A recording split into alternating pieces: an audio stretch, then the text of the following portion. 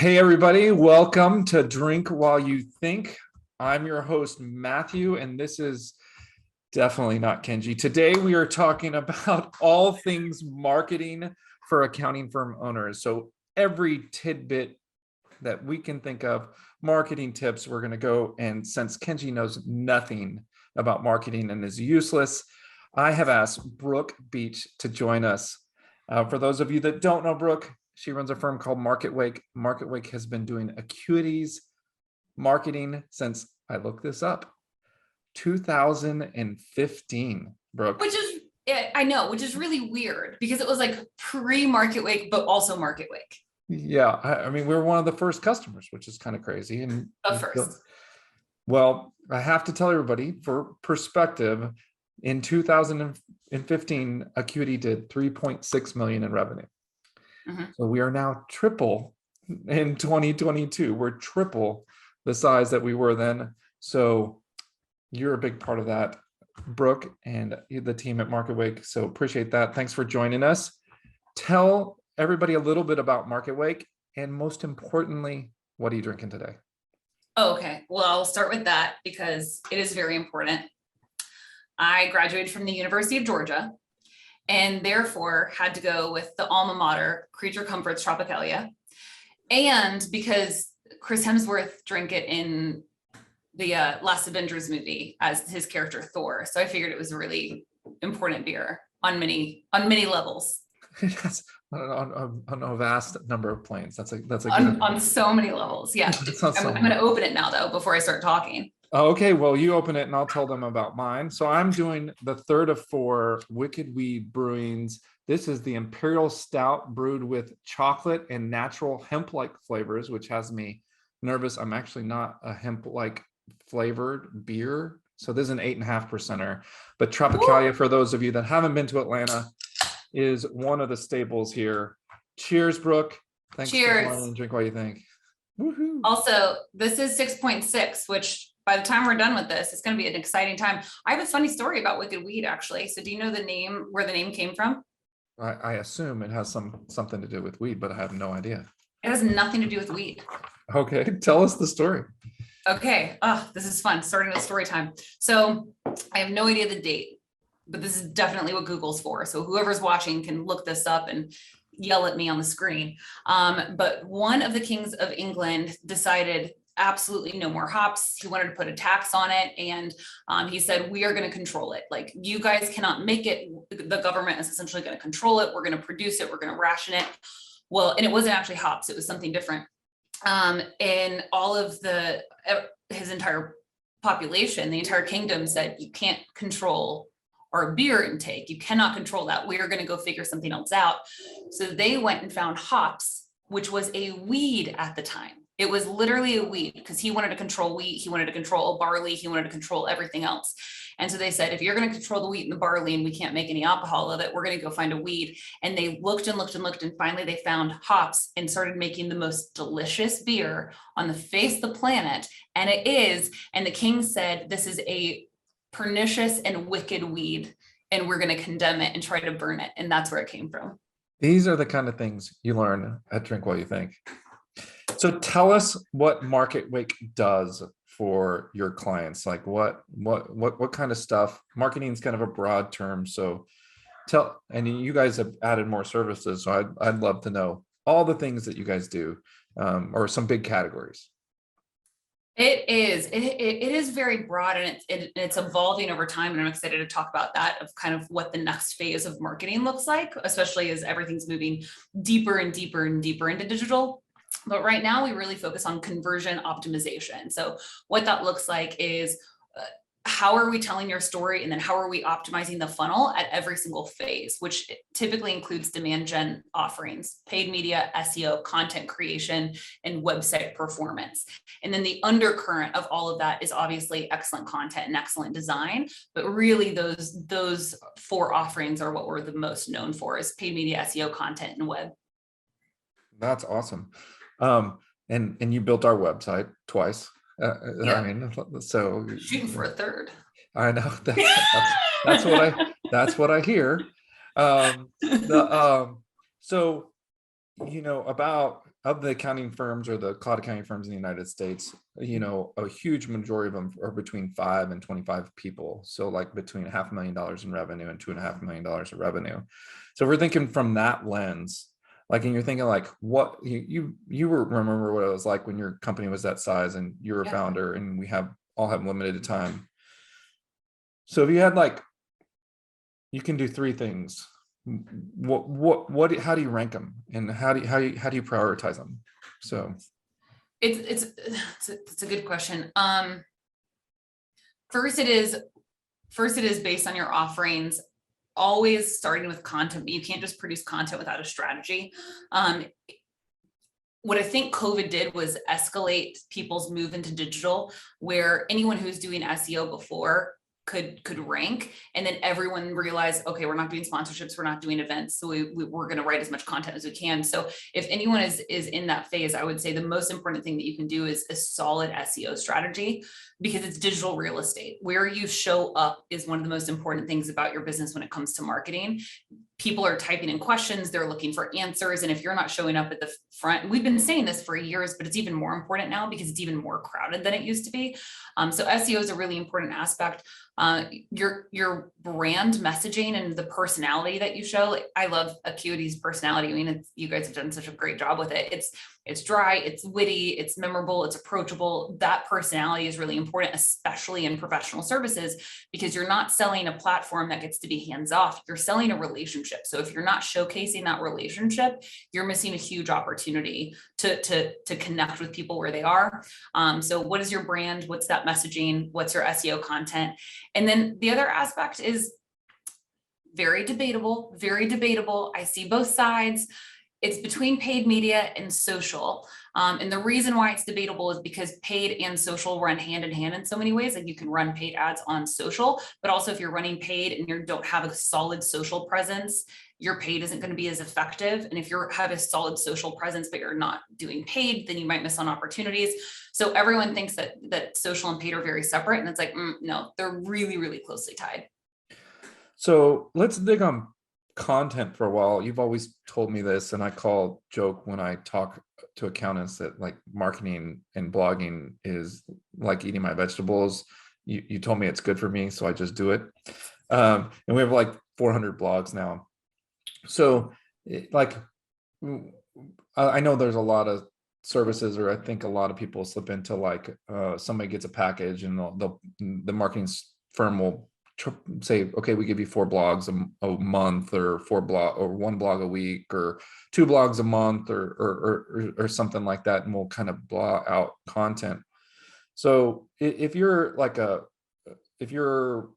trying to get this going, like, how do you weigh kind of like producing your own content or versus just paying a writer to do it, and how do you keep your voice if you do that? The voice is really important, because most of the time, especially in your industry, people are smart. They know what they're talking about, and they can sniff a fake, and they can sniff. So there's a difference between writing for Google bots and SEO and writing for humans. At the end of the day, our belief consistently is you write for the humans. You make sure that everything is from your brand voice and in line with your industry. The way that we go about doing that is a lot of interviews. So we will interview our clients, we'll record, we'll transcribe. You guys at the end of the day are the experts. We are the experts at SEO and the strategy behind it, but we're also not going to say, oh yeah, we know your industry way better than you do. Like, you just sit back and rest. So we rely heavily on our clients and the information that they hold. So we'll do interviews, we'll record them, we'll transcribe them, and then we add some transitions and SEO and make it prettier. And that's really the method that we work with. Or someone has a content writer in-house and their entire job is to understand intimately the industry. Typically, content writers are not SEO strategists. And that is one mistake that I see people make all the time of like, oh yeah, my content writer knows SEO. And it's like, no, those are 2 very different skill sets. One's very analytical and the other one's more creative. Not saying that they can't be one and the same. It can happen. It's just unlikely. So we like working with people who have in-house content writers. You guys do, she's phenomenal. And then if we don't, then we'll do a lot of those interviews to make sure that the voice and the knowledge, like I remember when we were doing information on PPP, and Acuity released all kinds of information on the PPP, and it was way over the team's head, and it should have been because it was brand new. It had never been launched before. And you guys, I think you had a CFO channel, Slack channel, where you're figuring it out and you're reading all the ins and outs, and we come in and interview you guys as the experts, and then we can write it and put it out. But as the SEO strategist, we're making sure that it's going to show up at the top. And that's when you see rankings skyrocket and keywords go from you're ranking for 5 to you're ranking for 5,000. So I think a turning point in for me with you guys was when we moved to that content strategy you talked about, where I would literally, the way it worked was you had a point person there and they would send me a counting question that was kind of ranking. Yeah. And then I would do a 5-minute Zoom video and I would just talk and answer the question. Stream of consciousness, by the way. You should definitely put those videos on YouTube. Oh, I you guys have all those. And then they would write it, right? And then they would put art in it or creative stuff in there that I could never do. And then I would edit it to make sure that we didn't lose any of the technical stuff, right? And then they would post and it would go. And it was just a crazy thing. I thought this was a phenomenal strategy if people are looking for that. So let's switch gears on that. So that's a big strategy, blogs, people understand that.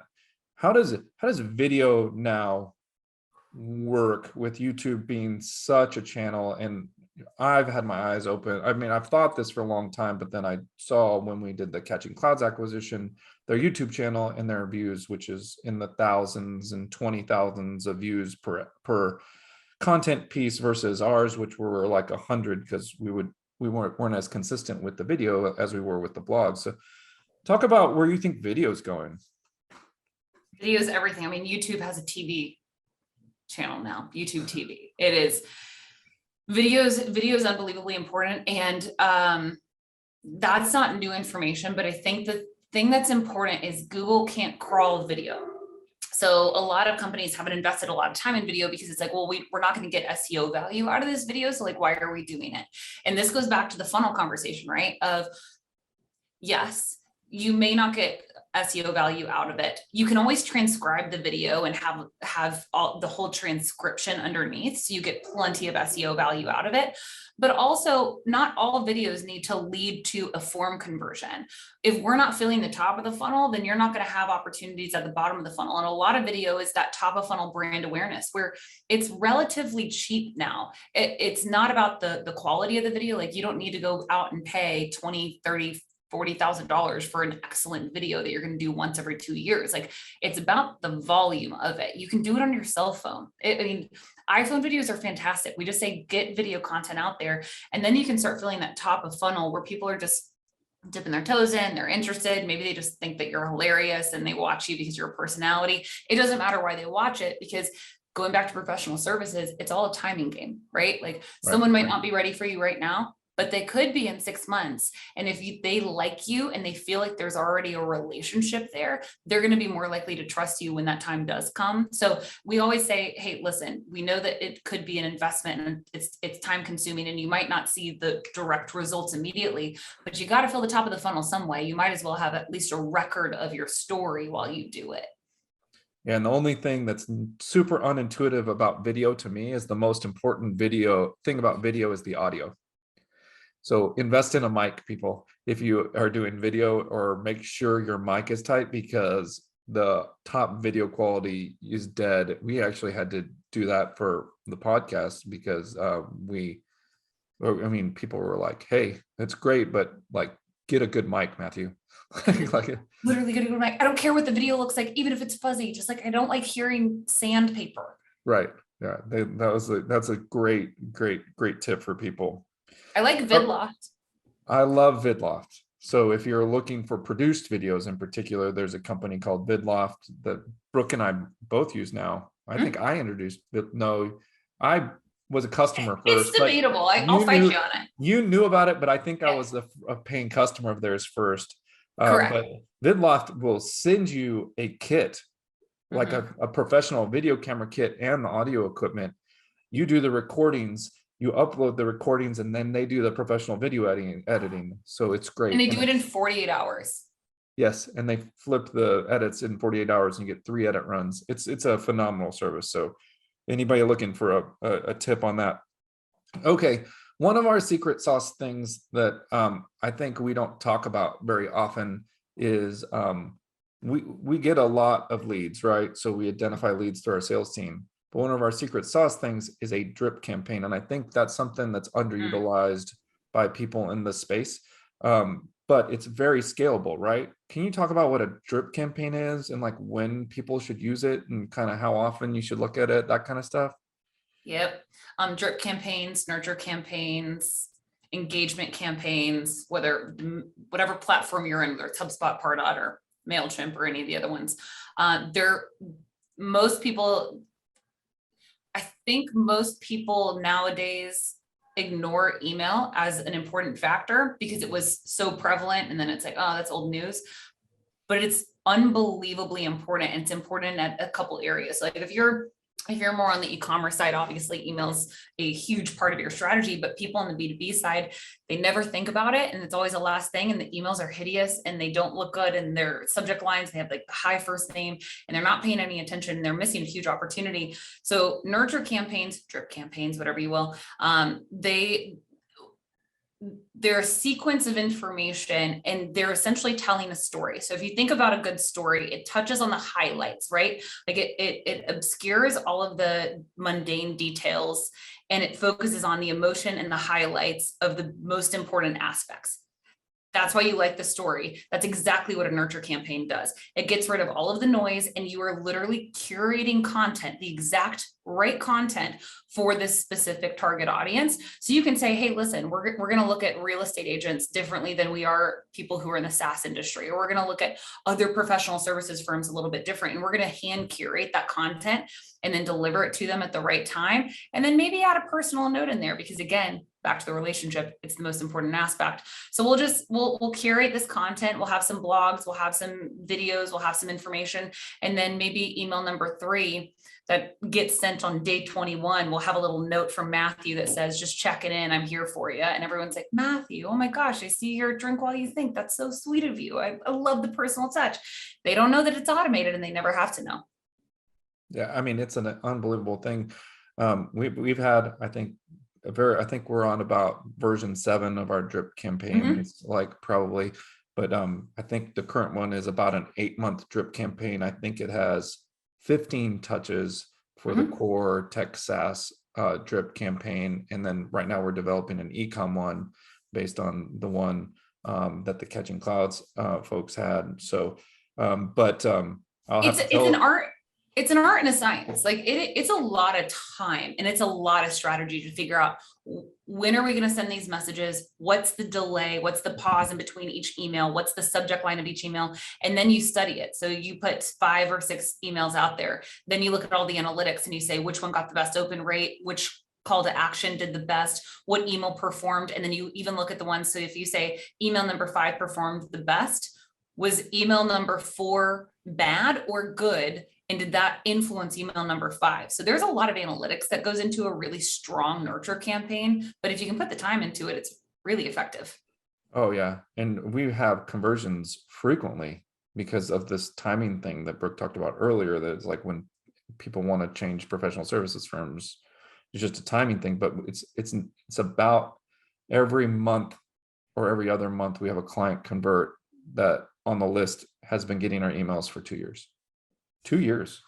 So, and ours is, I think our runs 8 month, and then our newsletter goes after that, and at the newsletter cadence. So I think that's what we're at right now. I think we've been at different cadences, 6 months, 8 months, 2 years, I think were the ones we tried out. And then the newsletter is always really consistent. So, well, and think about too, the time saving with your sales reps. No sales rep wants to reach out to a cold lead for 2 years. That's right. Like death to soul. So this is a free automated way to keep in touch with people without having to expend sales rep time, which is a very good trade-off. Okay. I have a weird accounting problem that we have in the accounting firms. So when we're thinking about paid search, unlike other professional service firms, we also have to compete with terms that Zero's buying and Intuit's buying and Bill.com's buying and Gusto's buying and ADP's buying and stuff like that. So I know it's been a struggle for us, and we've seen very little return on paid search when we've done that. Can you talk about kind of the paid search that you kind of like almost have to do, and then the paid search that like where does it go? If you're an accounting firm owner, how are you thinking about paid search, in particular in our industry? First, you have to have a very, very clear concept into the ideal cost per lead. Because if you don't have a good concept into that, you can spend money really, really quickly, and you can overspend without understanding what the funnel looks like of how much should I be spending for an MQL versus an opportunity versus a customer. So that from a KPI perspective is the first way that we start backing into a budget. Some of the ways that we like to tackle it is one, what's the opportunity out there? Professional services, especially in the accounting world, it's very, very, very competitive because you are competing with platforms and software that aren't competitors. They're actually compatible, but they're buying your keywords. And that's what's bizarre and difficult about your space is most of the time when we're dealing with clients, you're not dealing with people who are buying your words that are compatible with you. They're typically competitors. You're facing competitors and partners purchasing the same keywords. So with that, what we typically do is say, you should pay for the real estate of your name because you don't want anyone above you. If someone Googles acuity.co, you should not have competitors above you at any point in time. It's just a monopoly play, right? Like I want to make sure that the page on Google looks really, really good. And Acuity is the first, second, and third spot when someone Googles your name. Because the worst thing that can happen is if someone says, I think I saw this email or this social post called Acuity. They type in Acuity, they're not quite positive, and then all of a sudden, boom, there's a competitor, the first thing that they see. So I think those branded key terms are very, very important. But then there's also a play for the competitive key terms of, hey, are there competitors that are trying to bid on us? In which case, can we bid against them and kind of knock them down? You don't want to necessarily always play that game, but sometimes in this space, because it is so competitive, you have to. And then the other aspect is timeliness. Some of the best campaigns that we did was around the PPP, where this is brand new. People don't even have the time to create ads around it. They don't even have the content around it. So if you have any kind of topic that is very relevant or unique to you and your firm that can solve a problem, think about it as a problem solver, where people are literally typing in questions into Google and they're seeking very specific information. That's a huge opportunity for paid because it is search. Like paid search is they're typing something in and you're showing up. So you have to understand what their problem is in order to show up for as the right solution. So those, if there's a very specific timely problem, making sure that you own your own real estate and you own your own page. And then two is if competitors are trying to bid on your name, you have to play a little bit of defense. I think one of the biggest ones for me is ad roll. So like from a page, display is a whole nother. Yeah. Oh, so I guess that's display. So that's a little different. And think of that. So for those of you that don't know, so there is a company called AdRoll, and I'm sure there's multiple services that do this now that allow you to put a pixel on your website. So if somebody comes to your website and then they go somewhere else, which is why you see a couch, if you go couch shopping on your retargeting, you go to Facebook. So it's the retargeting ads. So if somebody's already been to my website, I'm more willing to pay for the display ads for those in particular. And then on the paid side, what you're talking about after kind of your own name, in our space, what I found is what they call they told me, I think it's called correct me, Brooke, if I'm wrong, the long string keywords. Long tail. The long tail keyword. So instead of bidding on bookkeeping, you would bid on Atlanta bookkeeping services. Yep. Right. Instead of because Intuit is less likely. Well, now Intuit does bid on bookkeeping services. That's a bad example. Xero won't bid on bookkeeping services, right? But they'll do bookkeeping software or. But think about the way that you Google as your own consumer. Typically, you're not putting in a word, like you're not putting in bookkeeping unless you want the definition of it. Like you're typing in a problem. And that's like going back to the problem-based ads of best bookkeeping services or best bookkeeping for cleanup or best CPA firms near me. So if we're expanding from search, because what I was referring to, so there's a lot of different types of ads. Okay, can I get nerdy for a minute? I'm gonna get nerdy.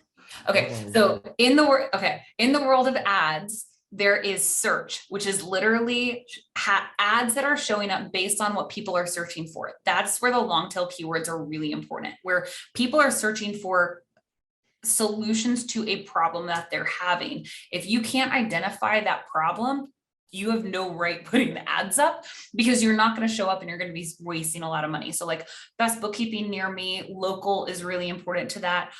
Bookkeeping for outdated books, like things that people might be searching for that drive them towards a solution. Then there's display and retargeting. Display are the visual ads that you see that follow you around. You put a pixel on your website and then they visit there once and then they can never shake Acuity. And then there's social.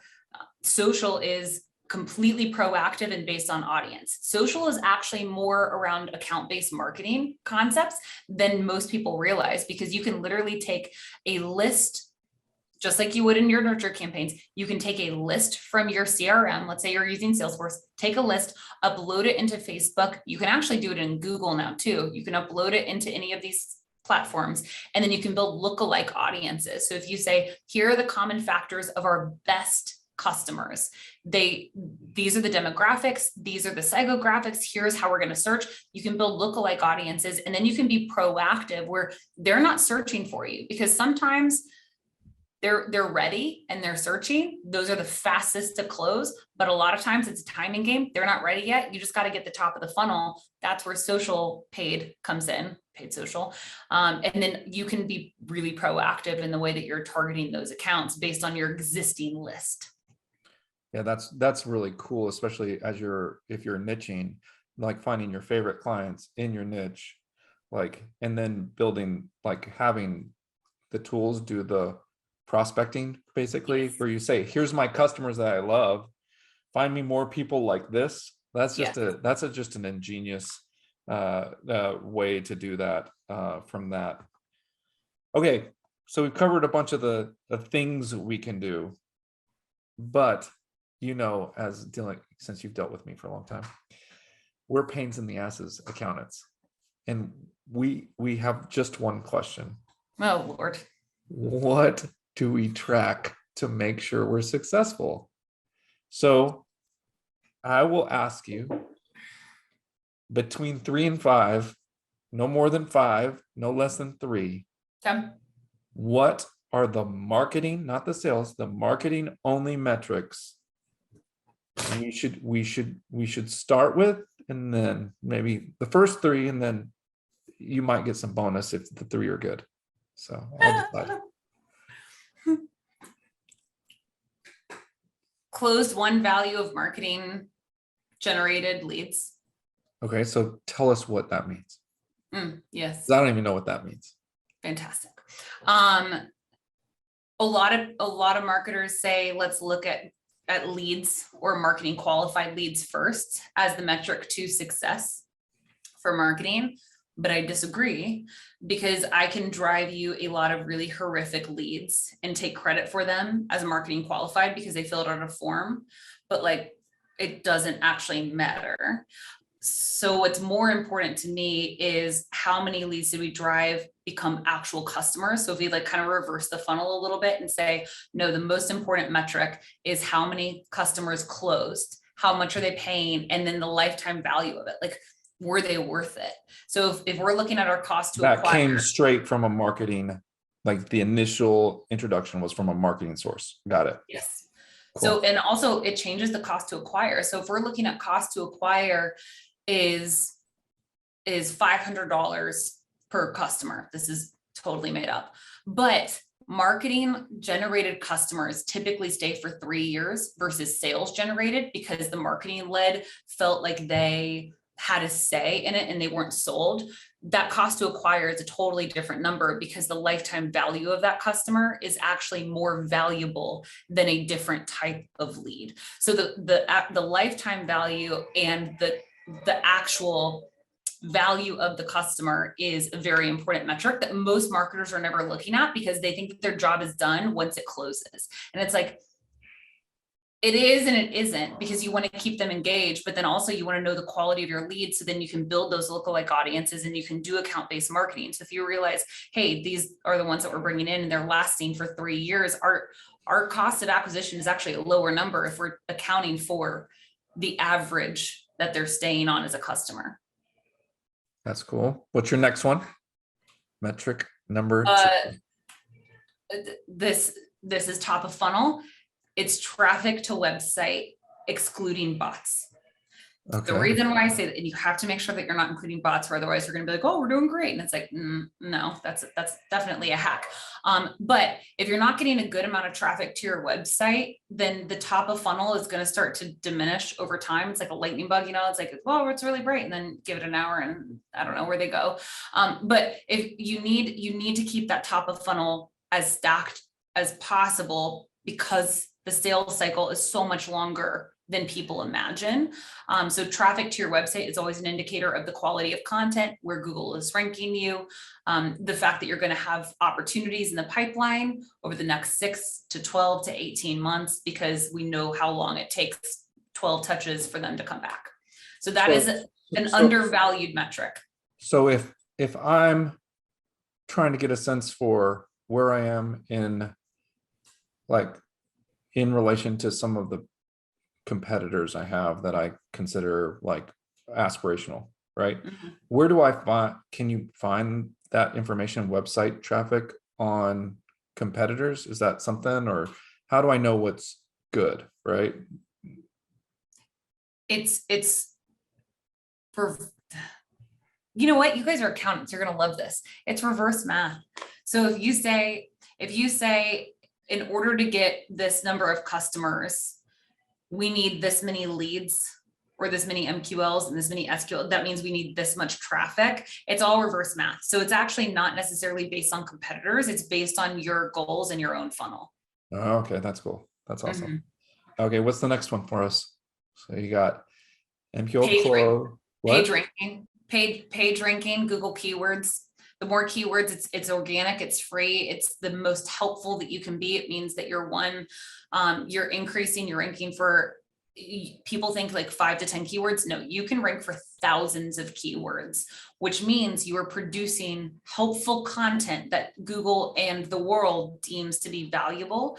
The more keywords that you can rank for organically, the longer tenure you're going to have. Like you've seen content before and you're like, I didn't even know that the company was still around, but that one blog post is still there and they're still holding prime real estate. That means whatever they produced was actually truly remarkably relevant content. And that's what we want for our companies and our clients. Is like, don't just try to get customers, actually try to be helpful. Like try to help them. They might never use you, but there has to be a degree of altruism in what you're doing, or you come across as like this crazy tyrant who just wants their money. Like right. You have to be producing good quality content, and good quality content is evident through the number of keywords that you're ranking for. So keyword ranking is a really important one. And where do we figure that out? Google Analytics. So Google Analytics, and it just shows you how many words you're ranking for? And Ahrefs and SEMrush. Okay. Ahrefs. Ahrefs and SEMrush, 2 phenomenal tools that will help you understand your keyword ranking. SEMrush, Ahrefs. I've heard of Ahrefs and not SEMrush. Okay. I'll give you mine. My current OKR is form fills. It's kind of like in the middle there of the funnel. Are they quality form fills? Well, or just any form fills? I'm just making sure, and I kind of go through cycles of like what I'm focusing on so I can understand. So I'm digging in on, are they quality, are they not? But I'm tracking form fills. Absolutely. And I have a goal for form fills, and they're obviously form fills equal MQL kind of, and then that has to do to like I expect a 25% close rate.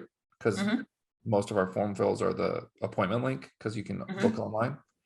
So so I assume 25% of those have to close, like, to be consistent, or not 25% have to close. I think 25% have to get to meeting, 25% of those have to close, something like that. I have some metrics, yeah, to do the quality on that. But you're spot on, because it's like the reverse math of the traffic of like, how much Right. traffic do we need to get the form fills in order to get the SQLs to get the customers? Like Right. that is the funnel. Absolutely.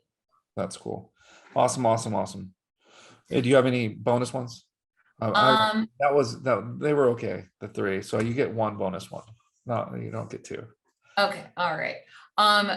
The funnel that we look at is like awareness, interest, consideration, conversion. So like who's in the awareness phase, who's in the interest phase of like they're not just aware of your brand, they haven't just seen a blog post or a social post, but they're interested, they're staying on the page a little bit longer. Then consideration is maybe they downloaded a gated piece of content or they watched a bunch of videos. And then obviously conversion is that they filled out the form. And then that is when it kind of gets handed off into the sales, but the funnel keeps going. That's just kind of like the 4 tiers of the marketing funnel to get to an MQL. So everyone is like, oh, MQL is one phase. And it's like, no, there's literally a funnel within a funnel there to get that MQL. There's so many. So like, what's the You don't get a bunch. there's so many, like what's the return on ad spend? What's the cost per lead? What's the lifetime value of a customer? What's the traffic? No, we can't handle that. We need 3. Okay, I'm gonna stop you at the 3. So we got your 3. Okay. But I like form fills. Put form fills on there, folks, because then you have something tactical that comes out of your thing. Like Yeah. they filled out a form, they talked to somebody on the side. I do cut out the ones that are like somebody Yeah. people trying to sell us stuff, like they don't count. Or oh, this is another good use for the nurture campaigns though. Like people who fill out a form and they're like looking for a job. You say, we might want, but you can't go into our MQL and put them on a different kind of like career path nurture campaign. Yeah, that's right. That's definitely true. Well, cool. Well, thank you, Brooke Beach from Marketwake. How can people find you on social media or website, or where can people find out more information about what you guys do and stuff like that? Go to marketwake.com, Marketwake, like a wake in the water, or if you're European, like a funeral, which I get every once in a while. And I'm always like, no, that's not what we do. It's like, oh, are you in the with the funeral business? ocean analogy? Okay, that's we're better. not in the funeral business. No, we're in the life business. So yes, marketwake.com, and then all of our handles on social are just Marketwake. It was available. Oh, that's awesome. That's what good branding does for you. And Yeah. then last of all, we're going to give Kenji homework. He's going to have to push this into Untappd. You have to rate your beer from a 0 to a 5, 5 being the best with quarter point increments. So you want to go first? No, you go first. Well, I'm in my favorite kind of beer. So by default, stouts kind of start at the 4s and up for me. So this is a 4.25.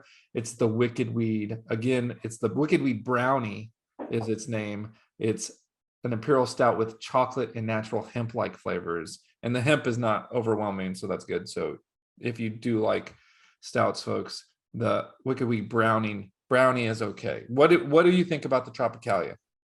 So first of all, from a branding perspective, I think this is one of the most beautiful cans that has ever existed in the beer sphere of life. It's stunning. It's gorgeous. You have this little lady who's coming out of the water right there that no one ever notices, but it's just so serene and picturesque. It's ripe, juicy, aromatic, balanced. And I would agree with all of those things. So I'm going to give this wonderful creature, see what I did there? Creature comforts. Yeah. A 4.7. 4.75. So we'll do that. That'll work. That's almost perfect. That's almost perfect beer. Almost perfect beer.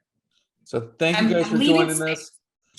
Thank you guys for joining us. Please subscribe to the Drink While You Think podcast. We're on YouTube. We're on all the podcasts now. So pick your favorite podcast and share it with your friends. But thanks for teaching us about marketing today, Brooke. That was awesome. I appreciate it. Cheers. Cheers. I'm so excited. That was great. I loved it.